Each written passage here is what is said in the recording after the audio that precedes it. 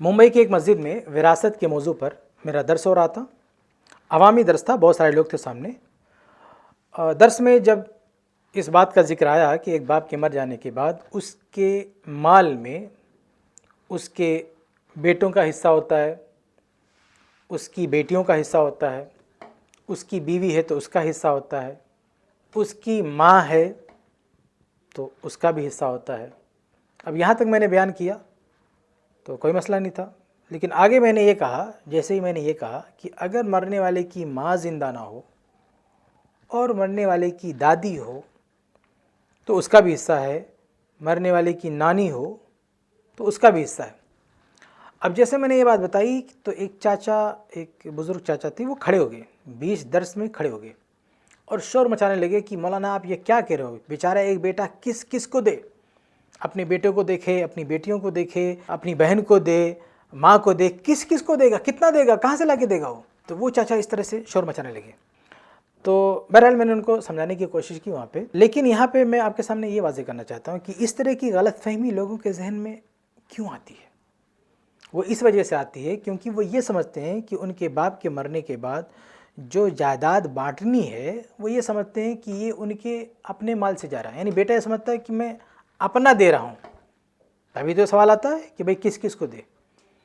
तो गलतफहमी क्या है, वो ये समझ रहे हैं कि ये सब हमारा माल है, अब हम अपनी बहन को भी दें और अपनी माँ को भी दें, फलां को दें, फलां को दें, किस किस को दें।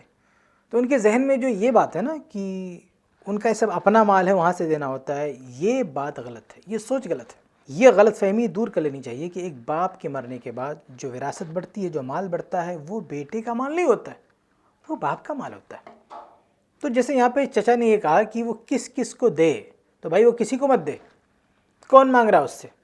अगर एक बाप के मरने के बाद उसके माल में उसकी बेटी का हक बनता है तो ये हक बेटी का अपने बाप के माल में बनता है, ना कि अपने भाई के माल में। यानी बाप के मरने के बाद जो उसका बेटा है वहाँ से थोड़ी बेटी मांग रही या बेटी को लेना है, बेटी को अपने बाप के माल से मिलने वाला है। तो बेटा क्यों शोर मचा रहा है कि वो किस किस को दे, कौन मांग रहा है भाई उससे।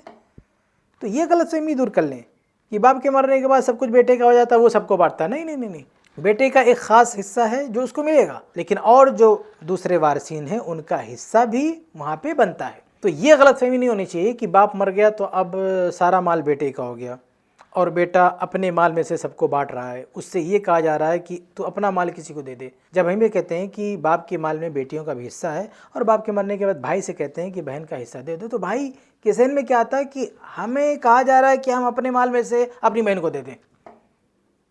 तो ये सबसे पहले समझ लीजिए कि आपके माल से देने के लिए कोई नहीं कह रहा, नहीं, आपके अब्बा को जो माल है उसमें आपका एक हक है, आप ले लो, बाकी आपकी बहन का जो हक है उसको दो। और आपकी माँ जिंदा है यानी आपके बाप की बीवी, उसका जो हक है उसको दे दो। और अगर आपके बाप की माँ यानी आपकी दादी जिंदा है तो उसका भी हक है, वो भी दो।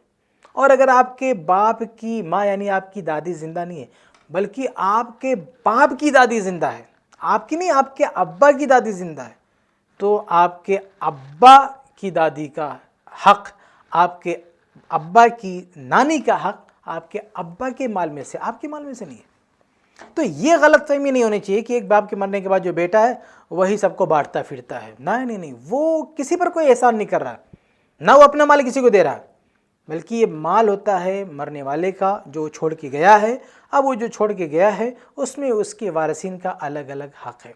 तो बेटे का जितना हक है वो अपना हक लेके बैठे, बाकी दूसरों का जो हक है वो हक उनको दिया जाए। और बेटा एहसान ना ला दे कि हम दे रहे हैं, ये उसका कोई एहसान नहीं है, क्योंकि वो अपने माल में से एक रत्ती बराबर भी नहीं दे रहा।